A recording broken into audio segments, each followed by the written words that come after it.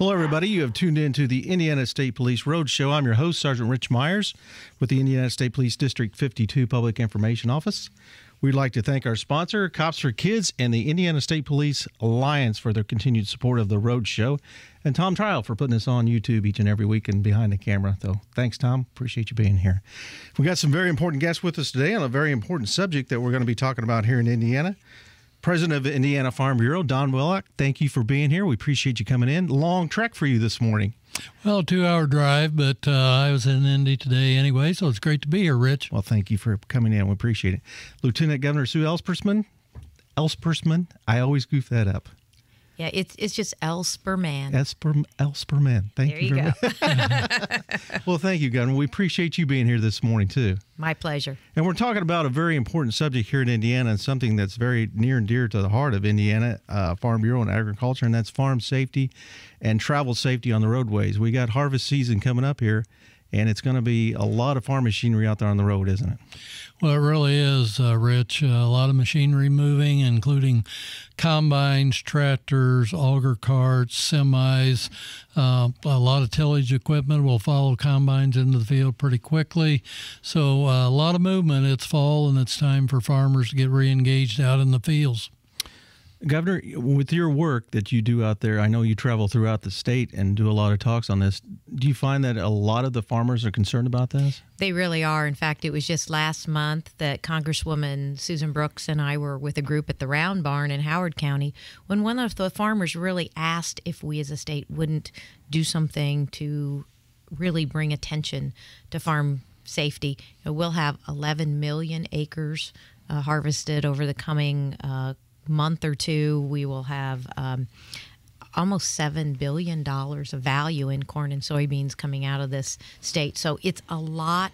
I don't think often our friends and neighbors, and growing up in a small town, it's real easy to get a little frustrated when you get behind one of these pieces of equipment on one of our traditional two-lane roads out there. And so I think it is really important to bring attention to Hoosiers that this is the time of the year when so much work happens, and we need to be patient. We need to put safety first, and cut a little slack for our farmers who are doing their job. They are running that ag economy, that big ag economy in Indiana, and we appreciate all they've done, but we really need to be with them and be careful as we're out on the roads together. Well, this is the farmer's office. This is their workstation. This is what they do, and they have to get to their office per each field to do what they do. Don, you've been farming for a long time. You've got a large farm down there in southern Indiana, Evansville area. How's the equipment grown since just you've been doing this? Well, we were probably looking at machinery that was probably 10 foot wide. When I started 43 years ago, this will be my 43rd crop. But today, 17.5 foot is pretty standard for a combine or tractor with dual wheels on them. So we take up a big part of the road. We remove our grain tables from those combines and haul them long ways or fold them up today. But just a combine itself or a tractor pulling a grain cart down the road is almost over half the road. And it's very difficult, I think. I don't think all motorists realize. Farmers do their best to pull over whenever they can. Actually, we're required to pull over if we get over 3 cars behind us. But sometimes the ditch is right next to the edge of the road. There are mailboxes. There are driveway reflectors that we have to go around as well. And so I think it's really important for motorists to know and be aware that we may be going across the center lane just to go around some of those obstacles. Yeah, and people don't realize the speed that they're coming up on this a lot of times. Slow-moving vehicle is, under 25 mile an hour. It's got the red triangle on the back that utilizes it and tells you that that's a slow-moving vehicle. But a lot of times traffic approaching it at 55 mile an hour, you're going to close that distance very quickly. Well, you do. The fastest a tractor or combine will go down the road is 25 mile an hour maximum, but in reality, we're usually probably going 15 mile an hour. Roads are rough, they're bumpy. It's hard to go that fast with such big machinery. And I think one of the most dangerous occasion is when a farmer needs to turn left into a field, and you cannot see behind you. If you cannot see the cab on the combine or on the tractor, well, then they're not going to be able to see you. Fortunately, a lot of today's modern equipment has turn signals on them and flashing lights, so hopefully we can get people slowed down. And if you see a left turn signal on, be sure you give that operator, that farmer, a little extra cushion, knowing that he's going to be turning left at the next road or the next farm field entrance. Well, I know when we traveled just this last weekend, we came up on a combine that was going to a field, and without the grain table, without the grain head on it, it took up 2 lanes. They're very, very wide. But are we feeding more people now with less acreage? And we're getting larger to do that, aren't we?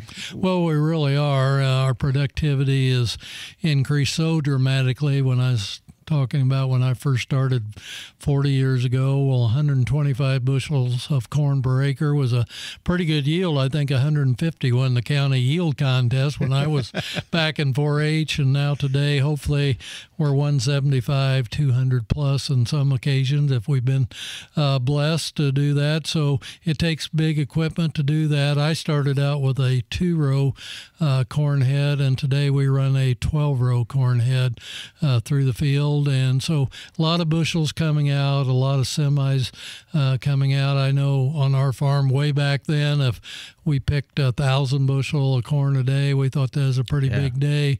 Well, now we do that in about a half an hour. And I would mention that a couple weeks ago, I was at Illinois for the Farm Progress Show, sat in a combine that was almost $500,000. So think about that equipment. $250,000 to $500,000 is a normal price, and that's a huge investment, but it does yield the kinds of productivity improvements, and it allows one farmer or farmer and one child or a couple to do 1,000 acres, and it's just an amazing thing, and it does ensure that we have a great food supply, that we're able to really be the productive state and nation that we are. And so again, one more time, you say, okay, Hoosiers, cut farmers some slack this fall, allow them to do their work just as you would like others to allow you to do your work. But it is an important time, and we just can't stress safety enough.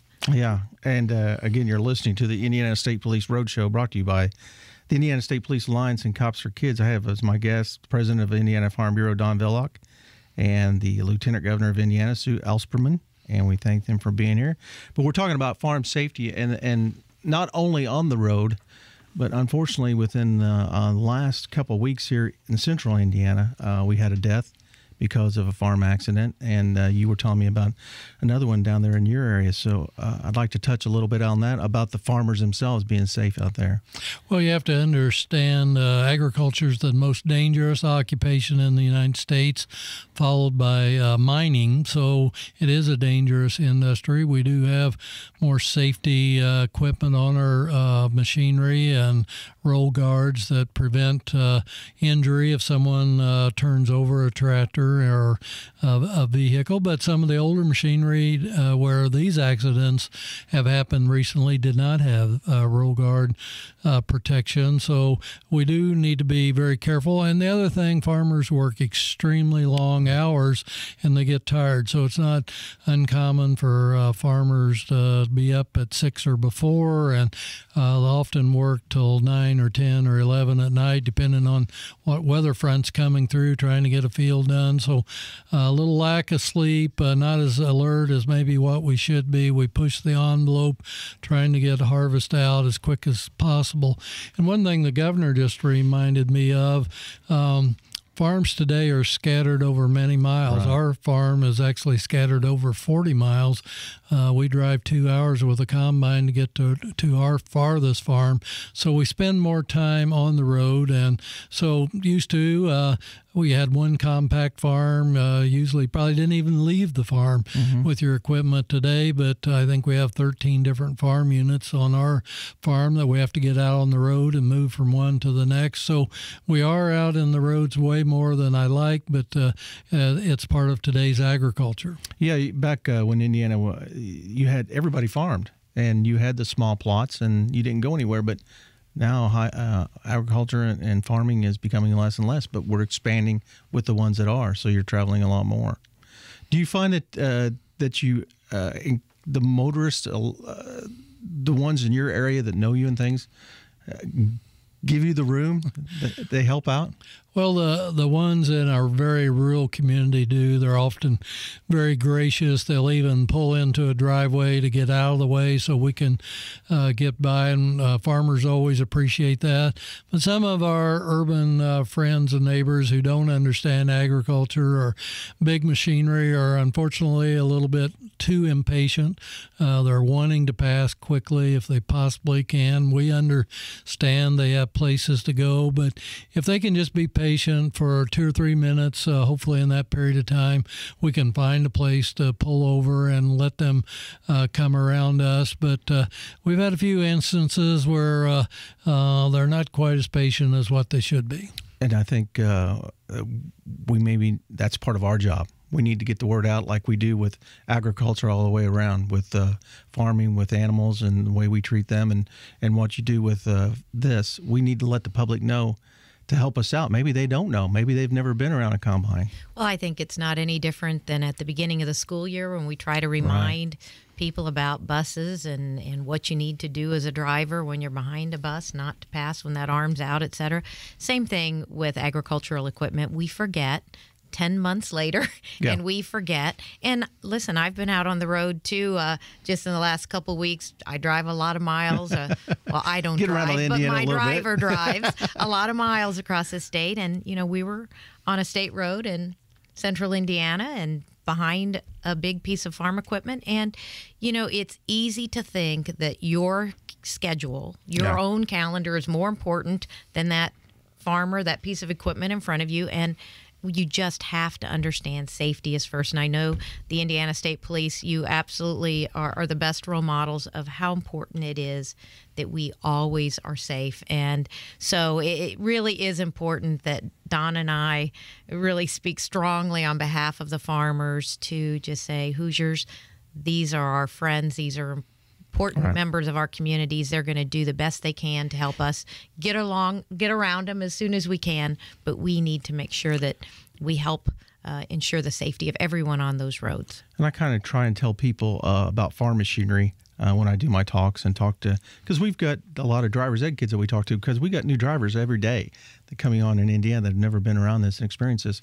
And I try to relate this to a train. You're not going to win with a farm equipment generally.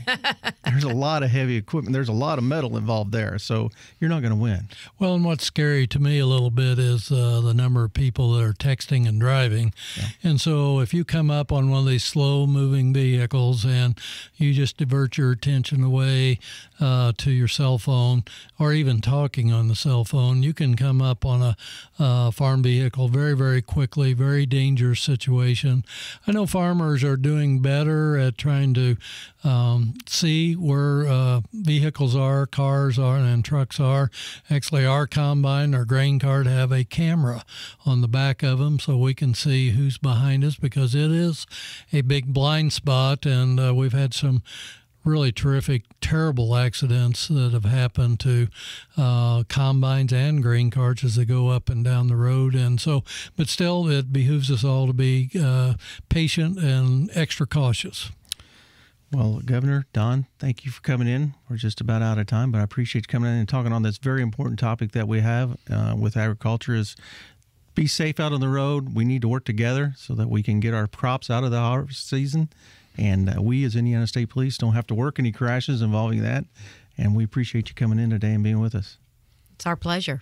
Thank you very much. And I want to commend the Lieutenant Governors, our Secretary of Ag, and our Indiana State Department of Ag and Indiana Farm Bureau worked very hard on this issue, and appreciate your time, Rich, for giving us a little advertisement about farm safety today. Well, thank you for coming in. Again, you've been listening to the Indiana State Police Roadshow that's been brought to you by the Indiana State Police Alliance, Cops for Kids, a subsidiary of the Indiana State Police Alliance. I want to thank Tom again for putting this on YouTube. You can go to our Indiana State Police website, follow the icon at the bottom of the homepage to get on the Indiana State Police YouTube and watch our show. Again, thank you for being here. We'll talk to you again next week. Roadshow is out.